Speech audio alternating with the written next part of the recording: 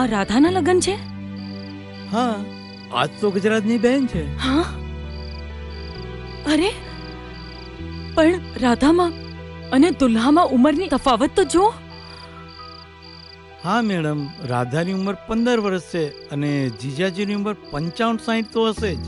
તો આ લગ્ન કેવી રીતે શક્ય છે? આ લગ્ન તો રોકાવવા પડશે. અરે મેડમ, તમે શું બોલી રહ્યા છો? ખબર છે તમને? હજુ તો રાધા ભણવા માંગે છે, એને ડોક્ટર બનવું છે. આમ તો આની જિંદગી ખરાબ થઈ જશે. અરે કેટલું બધું વિચારો છો મેડમ તમે. ગામવાળાને ખબર છે, એના સગા સંબંધીને ખબર છે, અરે ખુદ રાધાને ખબર છે. જ્યારે એ લોકોને કોઈ પ્રોબ્લેમ નથી તો નાહકના તમારા દિમાગ પર શું કરો ટેન્શન લો છો? મારે ગજરાજજી સાથે વાત કરવી પડશે. ક્યાં છે? મેડમ, ગજરાજ બહુ ગુસ્સાવાળા છે, એના નિર્ણયથી બચજો.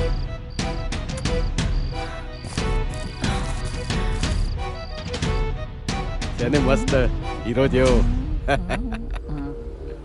અરે રામ. ગજરાજજી, મારે તમારું થોડું કામ છે, વાત કરવી છે. સાઈડમાં આવશો? અરે મેડમ, તમે બોલાવો ને હું ના આવું. ચલો.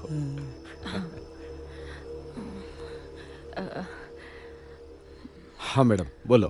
ગજરાજજી, જો તમે તમારી બેનને પ્રેમ કરતા હોય ને તો આ લગ્ન રોકાવી દો. તમારું મગજ ઠેકાણે તો છે ને? જો ગજરાજજી, એક વાત વિચારો. હજુ તો તમારી બેનની ઉંમર 15 વર્ષ છે. હજુ તો એ ભણવા માંગે છે, આગળ વધવા માંગે છે, અને તમે આટલી નાની ઉંમરમાં એના લગ્ન કરાવી રહ્યા છો, એ પણ એક વૃદ્ધ સાથે. અરે 10 વર્ષ પછી જ્યારે એ લગ્નની ઉંમરે પહોંચશે ને ત્યાં સુધી તો એ વિધવા થઈ જશે. એના પછીની એ જિંદગી કેવી રીતે જીવશે એનું વિચાર્યું છે તમે? સારું, હું તમારી વાત માની પણ લઉં. તો તમે મારી સાથે લગ્ન કરશો? આ શું વાત થઈ? એ વિચારીને બીક લાગે છે ને કે આ ગરીબ મવાલી ફક્કડ ગિરધારી સાથે લગ્ન કેમ કરું? મેડમ, આ દુનિયામાં બધે પૈસા ચાલે છે, પૈસા. અને આ મારી બહેનના જ્યાં લગ્ન કરી રહ્યો છું ને, ભલે ડોસો હોય પણ એની પાસે પૈસાની કોઈ કમી નથી. મારી બહેન વિધવા બનીને પણ રાજ કરશે, રાજ. ઓહ, તો વાત પૈસાની છે. તો શું પૈસા માટે તમારી બેનને ગમે ત્યાં નાખી દેશો? અરે પૈસા સિવાય પણ ઘણી બધી જરૂરિયાત હોય છે માણસની, એ તો વિચારો તમે. સારું, જો તમે પહેલા મને મળ્યા હોત ને તો કદાચ હું તમારી વાત માની લે.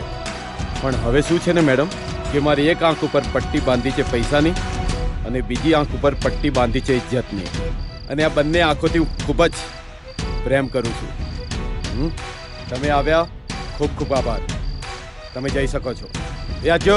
હા ભાઈ, લઈ જા તારી મેડમને. મેડમ, બહુ મોડું થઈ ગયું, ચાલો તમને ઘરે છોડી દો. એટલે તમે આ લગ્ન નહીં રોકો એમ ને? શું કરી લઈશ? હું કંઈ નહીં કરું.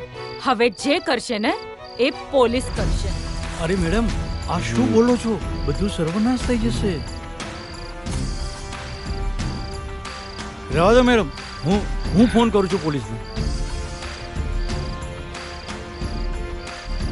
હા વિક્રમ સર, અહીંયા ગજરાજભાઈને ત્યાં થોડું ટેન્શન છે, જલ્દી આવી જાઓ ને.